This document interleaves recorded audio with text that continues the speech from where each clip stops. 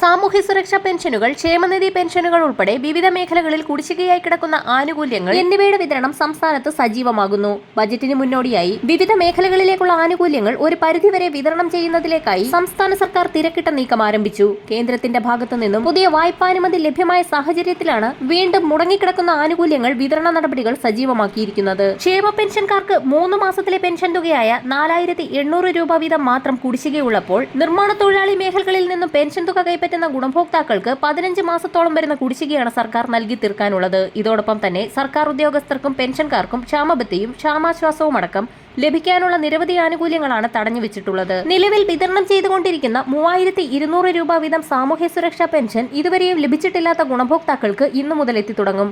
വരുന്ന ആഴ്ച കൊണ്ട് വിതരണം പൂർത്തിയാക്കുന്ന രീതിയിലാണ് നടപടികൾ ആരംഭിച്ചിട്ടുള്ളത്. ക്ഷേമനിധി പെൻഷൻകാർക്കും ആനുകൂല്യം മുടങ്ങുകയാണ്. ഈ സാഹചര്യത്തിൽ സംസ്ഥാന സർക്കാർ വീണ്ടും ശമ്പളം, പെൻഷൻ, ക്ഷേമ പെൻഷൻ, മറ്റ് ആനുകൂല്യങ്ങൾ എന്നിവ ഉൾപ്പെടെയുള്ള വിതരണത്തിനായി 3000 കോടി രൂപ കടമെടുക്കുന്നു. കടമെടുക്കാൻ അനുമതി കിട്ടിയതോടെ ഈ സാമ്പത്തിക വർഷം കടമെടുപ്പ് 39,000 കോടിയായി ഉയരും. സാമ്പത്തിക പ്രതിസന്ധി രൂക്ഷമായതോടെ ബജറ്റിൽ പ്രഖ്യാപിച്ച പദ്ധതികൾ 50% കേരളം വെട്ടിച്ചുരുക്കിയിരുന്നു.